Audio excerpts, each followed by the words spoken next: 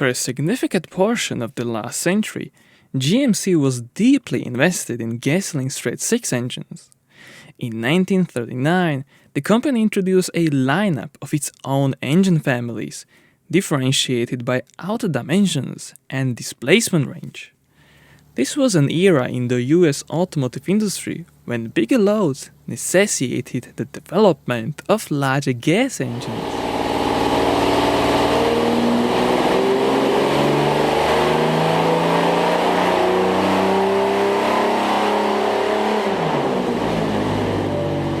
These engine groups covered everything GMC trucks would need for decades until the 1960s, while the smallest group was the longest living, and medium range only survived until 1955. The heavy-duty models were the most interesting. They used a true big block architecture with seriously large parts and sizable engine displacements.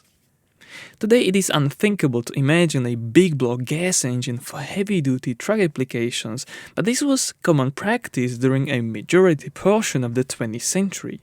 The diesel engine was already 40 years old, but still in its infancy in terms of widespread use.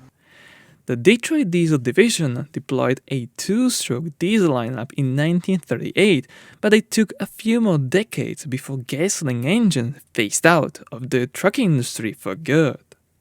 This transition left behind some of the most memorable power plants of the time, such as the mighty 8.2-liter GMC 503 unit.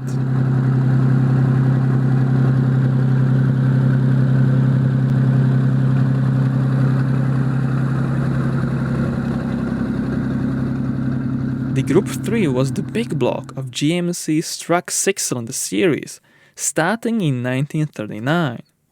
At the bottom was the 361, which was replaced by a Group 2 360 after a decade.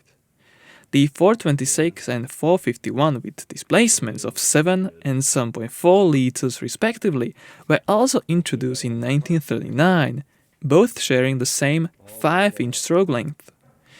The 451 was soon dropped, and a 7.8-liter 477, enlarged in bore diameter, came after it in the early 1940s.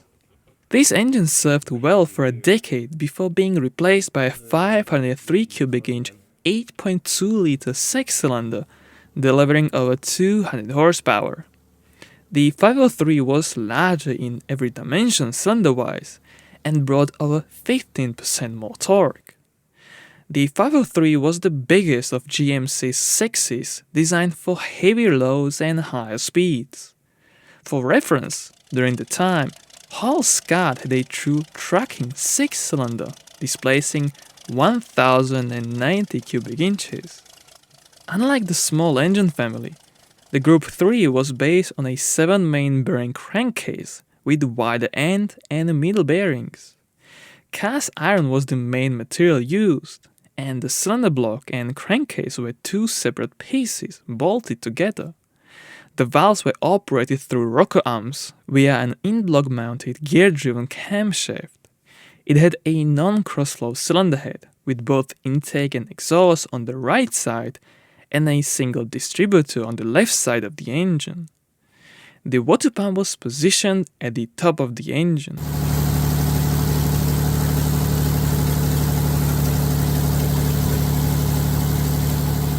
These engines are typical for their strong low-end grunt. Peak power is typically achieved between 2400 to 3200 RPM, but most of the torque is available around 1000 to 1200 RPM, even lower than the GMC's famous Twin 6, which peaked at 1600 RPM. The 503 had a relatively low compression ratio of 6.5 to 6.85 to 1, which was common at the time. Fuel was delivered through a carburetor, and it had a gross power output of 217 horsepower at 3000 RPM, with a net rating of 188 horsepower at 2800 RPM. This was the highest among its competitors like IHC, White, or MAG, and 503 equipped heavy-duty trucks were rated at a remarkable gross vehicle weight rating of 28 to 65,000 pounds.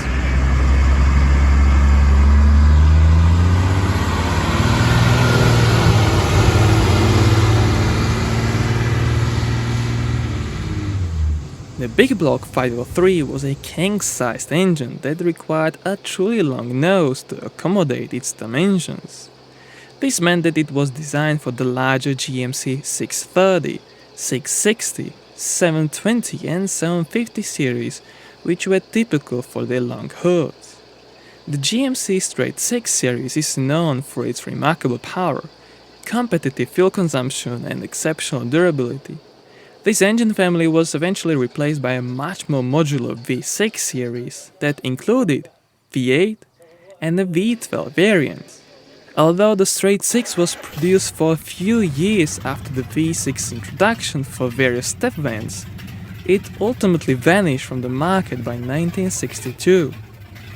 The GMC 503 was a significant engine for the brand and a perfect example of the US commitment to gasoline engines. Their usability and necessity throughout the 20th century were unparalleled in the transport business.